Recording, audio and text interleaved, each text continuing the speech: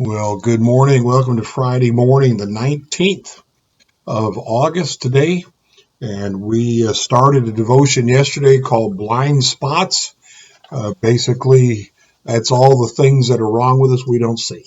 But we certainly see them in other people. That seems to be a human condition.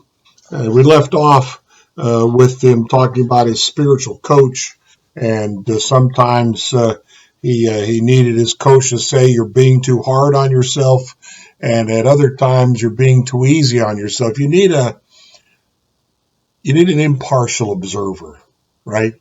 To just come alongside and say, you know what, Don, maybe you need to do something different here. Someone we respect, someone we give that permission to. We all need that. We all need that.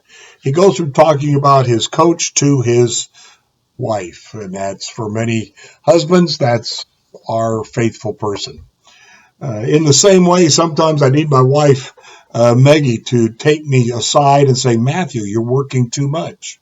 Or, Matthew, you were too hard on Walter today. You need to remember he's only 5 years old. I don't see things as they really are. I don't see myself as I really am. The reason is because I have blind spots. My past is full of experiences that are influencing my present and my future.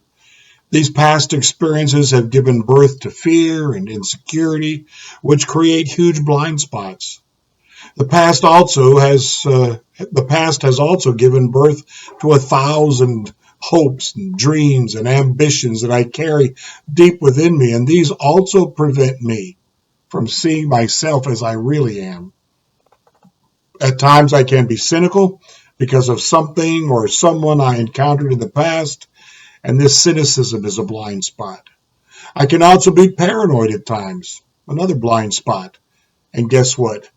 I like being liked, and nothing will blind us like our desire to be liked, accepted, and loved. Oftentimes we think everybody ought to love us because we're such wonderful people. And meanwhile, others are saying, that really bothers me about him.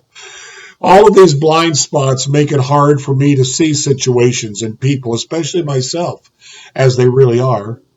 And if you are honest with yourself, I think you will discover you have blind spots too. Once we recognize and accept this, the real work can begin because three things happen.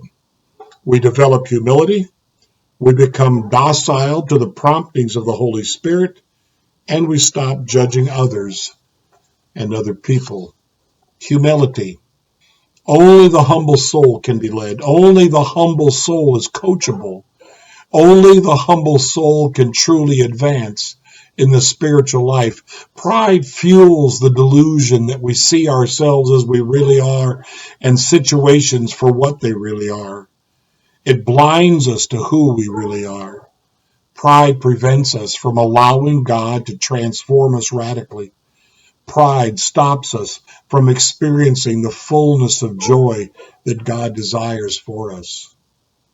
Docility. God sends the Holy Spirit to guide us. In every moment of every day, the Holy Spirit is prompting us to do this or avoid that, to help this person or encourage another person. But in order to benefit from the promptings of the Holy Spirit in the moments of the day, we need to be docile. What does it mean to be docile? It means to listen deeply and to be coachable. How well do you listen to the voice of God in the moments of the day, especially in times of decision? Are you stuck in your ways, or are you open to being coached in new and better ways? Once we accept that we do not see ourselves and situations as they really are, we become humble, and one of the hallmarks of humility is docility. And thirdly, judging. There are so many ways to judge other people and to judge ourselves. When we judge, we pretend to be God. This is the grandest delusion in history, man thinking that he is God. Opinions are a highly evolved way of judging, and we have opinions on everything. We live in a hyper-opinionated society, which is also to say we live in a hyper-judgmental society. In many ways, our opinions are a subtle, self-justified way of judging other people. Judging emerges from pride. Opinions are an easy trap for the proud. Are you a judgmental person? Do you offer opinions without being asked? Do you offer opinions about the things that you know little about? Do your opinions lead you and others closer to God? Well, that sounded like a pretty good description of social media these days and the whole political scene. We all have a distorted view of reality. We don't see things as they really are.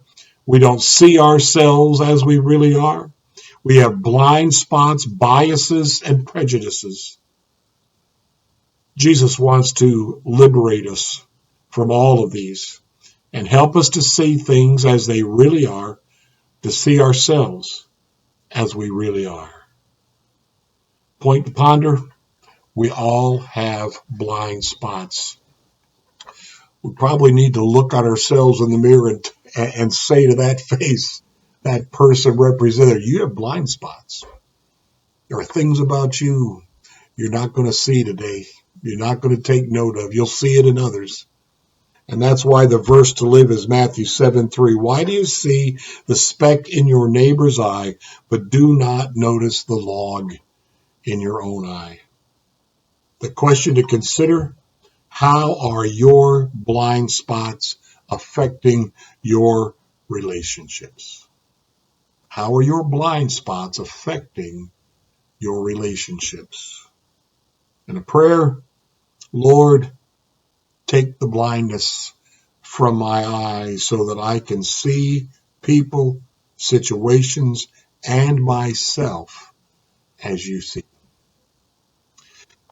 That's an excellent devotion we've had yesterday and today on blind spots. We all have them. Don't think you don't. I don't think I do. Let me rephrase that.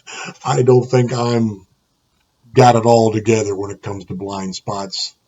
And that's a huge mistake if we think that. Blessings to you today. Listen to the Holy Spirit. Be teachable. That was a key phrase used a couple times. Be teachable. We can't be teachable if we think we've got our entire act together that gives us right to judge others. Blessings to you today.